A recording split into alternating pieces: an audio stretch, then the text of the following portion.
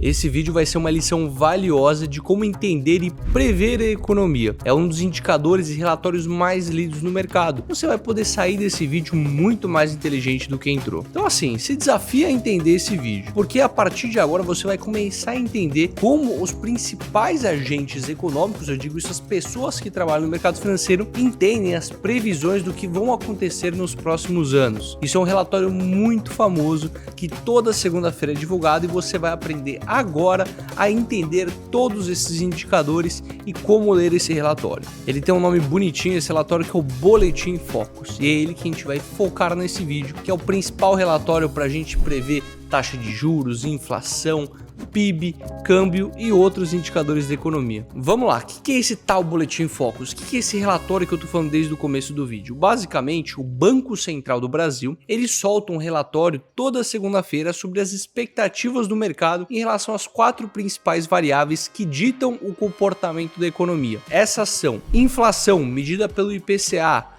câmbio, medido pela variação do dólar conforme o real, PIB, que representa o crescimento, a taxa de crescimento da economia brasileira, e por fim a taxa Selic, a taxa de juros. Quando você estuda um pouco de macroeconomia na faculdade, e você também que não fez faculdade de economia, mas quer entender muito mais, todas essas variáveis, elas se relacionam entre si, e a gente vai explicar como isso ocorre no vídeo de hoje, como que um aumento na taxa de juros poderia reduzir a inflação. Eu vou te explicar como isso funciona. Mas como que é montado esse relatório que toda segunda-feira o Banco Central divulga pra gente? Basicamente, a gente tem mais de 140 agentes de mercado, pessoas ali, gestores de recursos, grandes instituições, grandes bancos, que provêm a opinião deles das 4 variáveis que eu passei para vocês. Basicamente, vão ser perguntados para eles qual é a sua expectativa sobre inflação, qual é a sua expectativa sobre juros, e eles vão responder. E daí o Banco Central vai compilar mais de 140 respostas e trazer o compilado toda segunda-feira desse relatório. Eu já vou te ensinar a acompanhar e onde você acha esse relatório, mas é muito importante você entender como ele é feito. Por que é tão importante a gente entender as expectativas das pessoas e dos grandes bancos? Na economia, um papel fundamental de toda a economia são as expectativas das pessoas em relação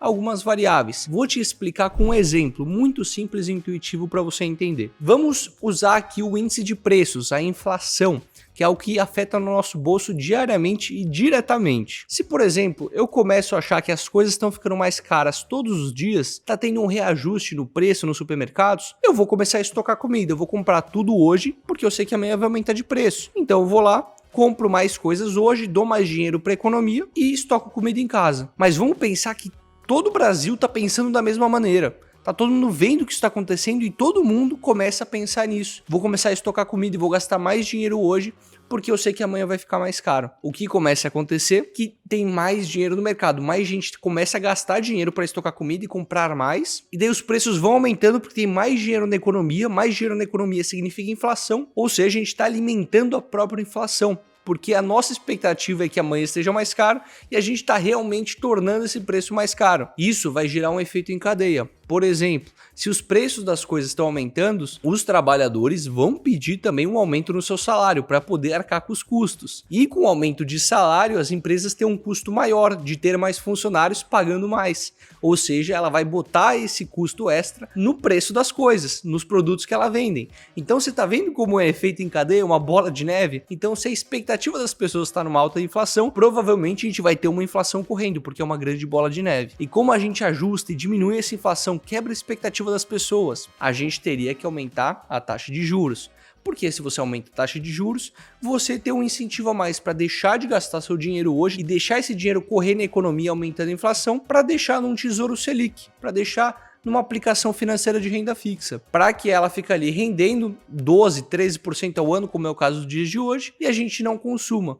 Porque se a gente tem uma taxa de juros baixa, ninguém quer investir, porque não vai ter um retorno muito grande. Então ele prefere consumir. Com uma taxa de juros alta, você está propenso a investir e não a consumir, porque seu dinheiro está rendendo muito. Tá vendo como essas variáveis se relacionam? a taxa de juros, a inflação, tudo isso é muito importante. E quando você, economista, vai realizar uma análise no Boletim Focus, tudo isso é divulgado para você tomar e criar suas próprias expectativas como investidor e como consumidor também. Mas como que eu acompanho esses indicadores? Como que eu acho? Onde está alocado esse relatório? Tem duas maneiras super simples de você acompanhar. A primeira delas é seguindo o próprio Banco Central no Instagram ou no LinkedIn, que eles sempre postam. Normalmente acontece segunda-feira às 8h30 da manhã. Eles vão fazer um post, como eu estou mostrando na tela para vocês, de uma maneira super simplificada nas redes sociais, onde eles vão colocar qual que é a inflação esperada para 2022 e 2023. Nesse caso, a gente está falando do ano de 2022. E você consegue ver também através dessas setinhas se a expectativa aumentou ou diminuiu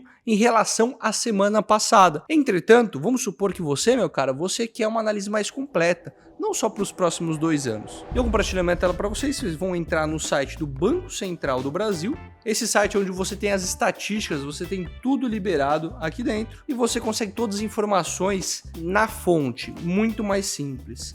Então aqui você vai ter tanta a parte estatística para você ver os dados do Banco Central, as séries temporais, taxa de juros, tem bastante coisa aqui dentro. Aqui no site, nessa última aba, você vai ter publicações e pesquisas. Aqui você pode ler as atas do Copom, que basicamente toda vez que tem uma alteração nos juros, eles divulgam também um relatório explicando por que fizeram isso, que todo economista deveria ler essa ata do Copom. E aqui você tem o Focus, relatório de mercado. Aqui você vai conseguir ver todos os relatórios de mercados históricos e o mais atual também. Clicando aqui, você vai pegar o último publicado, que na minha referência aqui da data do vídeo é esse último, vai fazer o download e você vai ver que vai ter muito mais informação do que só nas publicações do Instagram e do LinkedIn. Tá vendo quanta coisa a gente tem aqui? São 2 páginas, mas que mostra os 4 próximos anos. Então é um nível de detalhe um pouco maior. Eu tenho aqui a expectativa em relação as 4 principais, IPCA, PIB, câmbio Selic para os próximos 4 anos. E aqui eu tenho a variação.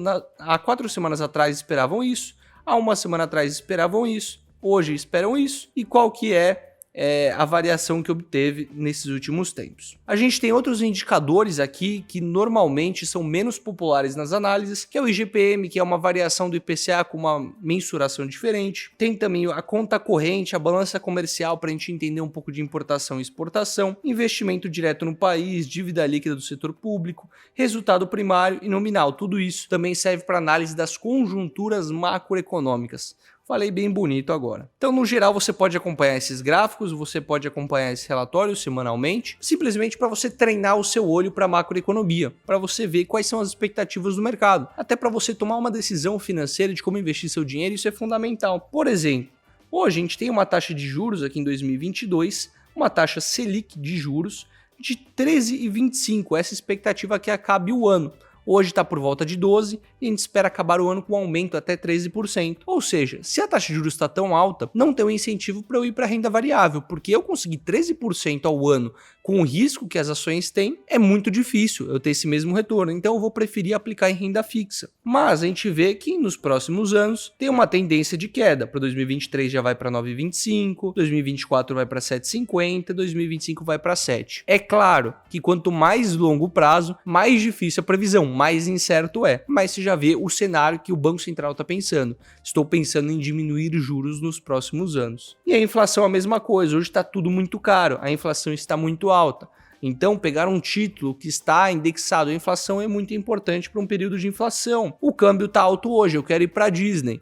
Pô, será que eu vou esse ano que tá R$5 o câmbio ou espero para ir nos próximos anos? Nesse caso, o câmbio vai permanecer em 5, então provavelmente a gente não vai para Disney nunca. Enfim, aqui o PIB para a gente ver o crescimento, a gente não vai ter um crescimento relevante esse ano, mas a gente já espera lá em 2025 tá crescendo 2% ao ano, que também não é muita coisa. Enfim, tudo isso é importante, é um dos relatórios de mercado que você pode analisar. Então eu vou explicar os 4 indicadores agora para vocês ficarem sabendo o que são e vocês podem se aprofundar nesses indicadores com outros vídeos no YouTube. O primeiro deles é o PIB, que ele representa a taxa de crescimento de um país em determinado ano. Então quando você ouve falar no Jornal Nacional, por exemplo, o PIB do Brasil cresceu 1% nesse ano, ou seja, o PIB, tudo que foi produzido e vendido no ano de 2022, aumentou 1% em relação ao ano passado. Isso é um dado que muitos economistas acabam questionando, porque o que deveria ser medido na realidade seria o PIB per capita. Então o PIB por renda do brasileiro médio, para a gente ver se a qualidade de vida do brasileiro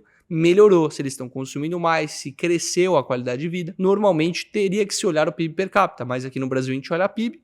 Enfim, não sou eu que decido. Mas olhem também o PIB per capita, que é super relevante. O segundo indicador, que é muito importante para o seu bolso, que te afeta diretamente, é a inflação, medida pelo IPCA. Basicamente, eles pegam um conjunto de bens de consumos, então a cesta do supermercado, as coisas da farmácia que você compra, eles estudam quanto houve de aumento de preço de um ano para o outro, ou de uma semana para outra, de um mês para o outro. Então, aquele arroz, aquele saco de arroz que custava R$5 perto da sua casa e está hoje em 10, ele dobrou de valor. E você vê isso para todos os alimentos ali na sua casa. Muito a gente viu agora acontecendo com a carne. A carne aumentou muito de preço porque os custos aumentaram no geral. Então eles repassam os preços da matéria-prima para o preço do consumidor final. Isso é inflação. Então a inflação grande normalmente para o consumidor é muito ruim. Ao mesmo tempo que a inflação, a gente tem a taxa de juros, que é a taxa do rendimento das suas aplicações financeiras. Mas não é só também das suas aplicações financeiras. Todo mundo que vai pegar um crédito, um empréstimo no banco para comprar uma casa, um carro, um financiamento, ele vai pegar uma taxa que está vinculada com a taxa Selic, que é a taxa de juros da economia. Então você pega um empréstimo a 13% ao ano. Então você sempre 13% ao ano você vai ter que repagar esse dinheiro. E se por um lado tem alguém pegando o empréstimo, tem alguém dando dinheiro para esse empréstimo ser viabilizado. Então, por um lado, a gente tem os investidores que estão investindo e dando crédito e liquidez para o mercado. Por outro lado, a gente tem pessoas pegando empréstimos. Então, uma taxa de juros alta significa que tem mais pessoas aplicando do que pessoas pegando empréstimo. Porque você vai pensar, pô, eu quero comprar uma casa. Eu vou comprar com uma taxa de juros a 13% ao ano e pagar muito mais caro? Ou vou pegar um empréstimo a 2% ao ano, que é muito mais barato? Isso funciona muito para o empreendedorismo. O empreendedor que quer pegar crédito para empreender, é muito melhor ele pegar uma taxa mais baixa do que uma taxa mais alta. Então, uma taxa de juros menor estimula o crédito, mas também estimula a inflação. Mas estimula o empreendedorismo, o consumo. Se a gente tem uma inflação muito alta, a gente não quer deixar uma taxa de juros muito baixa, porque senão a gente vai ter mais dinheiro na economia, mais inflação, pior para o consumidor final. Tá vendo que louco como se relaciona tudo isso? E uma inflação muito alta, produtos vendidos mais caros, também aumenta o PIB. Olha que maluco, porque o preço das coisas aumentaram, não necessariamente foi um crescimento do PIB real. A gente tem o PIB e o PIB real, onde a gente considera a inflação. Então a gente tem que olhar sempre para o PIB real, não para o PIB nominal, que é o que não considera inflação. Eu já sei que eu buguei sua mente até agora, então eu vou entrar para o último indicador, que é o mais fácil de se entender, que é o câmbio. O câmbio é tão simples quanto $1 vale R$5. Tão simples quanto a isso. Então a gente tem operações do mercado diariamente, tanto que o Banco Central tenta controlar essa taxa para ele manter num nível estável, quanto as operações das pessoas físicas e jurídicas tentando estabelecer o preço do câmbio, que ele é flutuante, mas ele ao mesmo tempo ele tem algum controle pelo Banco Central quando eles vendem um pouco das reservas internacionais e quando eles compram também. Enfim, tudo isso se relaciona, isso é a macroeconomia, é muito interessante. E esse vídeo aqui do seu lado, ele também fala de economia e política e é muito importante que todo mundo da nova geração veja. Então eu vou deixar ele linkado para você assistir agora que acabou esse vídeo, você pode clicar aqui e ver alguns assuntos que nossa geração deveria discutir mais. Muito provavelmente você precisa se aprofundar num desses temas para a gente ter uma nova liderança jovem. Então clica aqui e assista esse vídeo e até lá.